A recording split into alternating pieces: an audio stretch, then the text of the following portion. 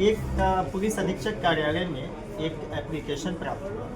यह एप्लीकेशन यद्यपि कि गुमनाम था और किंतु इसमें जो आरोप थे वो अत्यंत ही गंभीर प्रकृति के थे और उसके साथ एक सीडी भी संलग्न थी। इस एप्लीकेशन पर मेरे द्वारा तुरंत थाना हाथरस गेट को जांच कर अभियोग पंजीकृत करने हेतु निर्देशित किया गया और दिनांक 13 मार्च 2025 को इस संबंध में सुसंगत धाराओं में अभियोग पंजीकृत किया गया।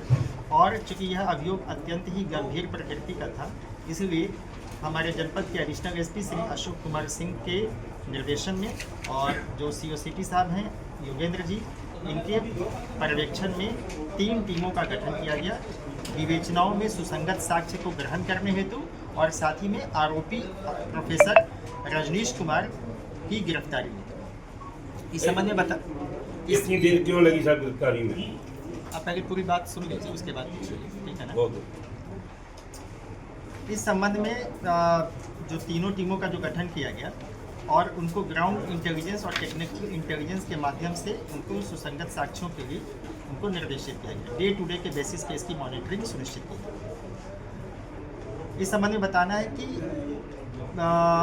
दिनांक 19/3/2025 को आरोपी प्रोफेसर की गिरफ्तारी जनपद प्रयागराज के सिविल लाइंस थाना क्षेत्र के सुभाष चौराहे से की गई, ठीक है। और जब इनको यहाँ पे लाकर नियमानुसार पूछताछ की गई तो यह तथ्य सामने आए जो मैं आपको बता रहा हूँ। वर्ष 2001 में इन रजनीश कुमार की नियुक्ति पीसी बाजरा कॉलेज में अध्यापक के तौर पे हुई। इनकी शादी वर्ष 1996 में होती है, लेकिन किन्हीं कारणों से इनकी कोई संतान नहीं हो पाई। तत्पश्चात इन्होंने 2008 के आसपास अपनी दूसरी शादी के लिए प्रयास करना प्रारंभ किया और इनको कुछ ऑफ़र भी आए।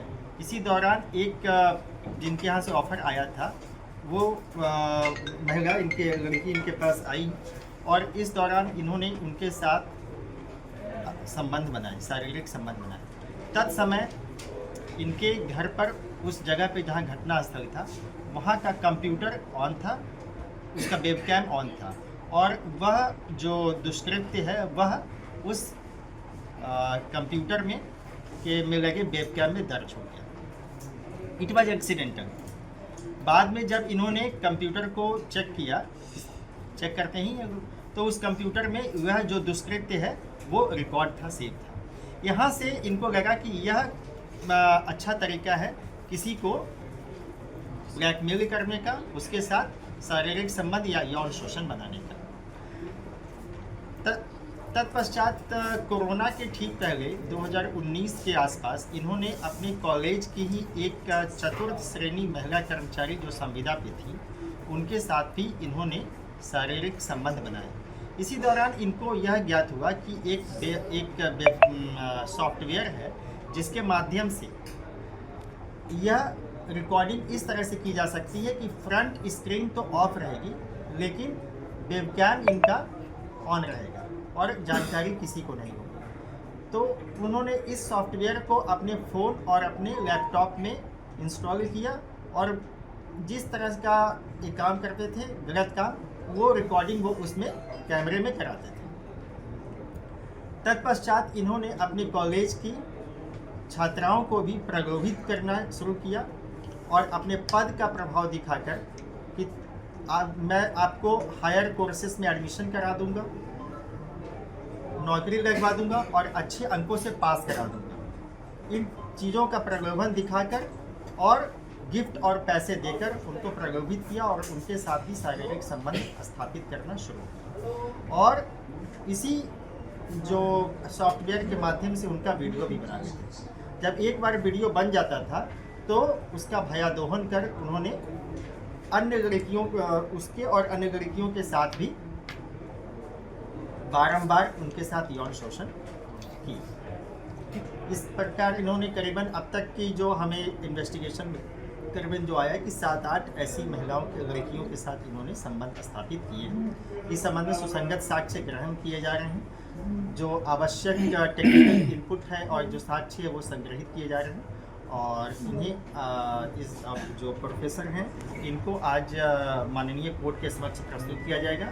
यहाँ यह भी बताना आवश्यक है कि यह वर्ष 2024 में इनको चीफ प्रॉक्टर के पद पर ही कॉलेज में नियुक्त किया गया था। तो अपने पद एवं प्रभाव का प्रयोग कर और अपनी दूषित मानसिकता, विकृत मानसिकता के कारण उन्होंने ऐसा क्या क्या बरामदगी इनसे? बरामदगी में तो इनके पास से जो इनका फ़ोन है, लैपटॉप है, इत्यादि चीज़ें बरामद की। सर ये शिकायत क्या सर इनके साथ कोई और भी है? इनके सहयोगार्थ कोई और भी हो सकता है? नहीं, अभी तो यह इसका तुम्हें जानकारी कोई- नहीं है। सर ये बताओ सर कुछ सर इनाम दिया जाएगा सर क्या? अरे इनाम छोड़ो यार, और इनाम के अलावा सोचा करो।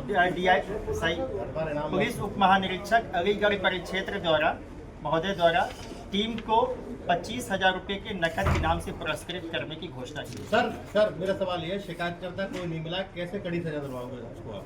कोर्ट में कैसे साबित करोगे इस चीज़ों को? ठीक है, इसमें देखिए अभी तो विवेचना जारी है। हम सुसंगत साक्ष्य ग्रहण कर रहे हैं। कॉलेज के रिकॉर्ड से भी हमें कुछ आवश्यक और उपयोगी चीज़ें प्राप्त हुई है। हम उनसे सभी डॉट्स को कनेक्ट करेंगे और जो भी साक्ष्य है उसको वैज्ञानिक तरीके से संग्रहित कर माननीय कोर्ट के समक्ष प्रस्तुत स्कूल करेंगे। की जो छात्राएं हैं, स्कूल की जो छात्राएं छात्र हैं, वो कह रहे हैं ऐसे ही प्रोफेसर को फांसी की सजा हो, आप उसमें क्या करेंगे? देखिए, आपका जो कथन है, आप पत्रकार हैं, आप जो भी ऐसी चीज़ें हैं वो माननीय कोर्ट के द्वारा ही सजा सुनाई जा सकती है। दूसरी बात की जो भी चीज़ें होंगी वो नियमानुसार और विधि के अनुरूप ही होती है। जैसे कि सुनने में आ रहा था कि ये वेबसाइट पे वीडियो डाली जाती हैं और ये सारी- डॉलर भी क्या इनसे जो है लिए जाते हैं। साइबर अभी हमने साइबर थाने की जो हमारी टेक्निकल इंटेलिजेंस अगर आप ये वीडियो YouTube पर देख रहे हैं तो हमारे चैनल को सब्सक्राइब करें और बेल आइकन को दबाना ना भूलें। अगर आप Facebook पर ये वीडियो देख रहे हैं तो हमारे पेज को लाइक करें।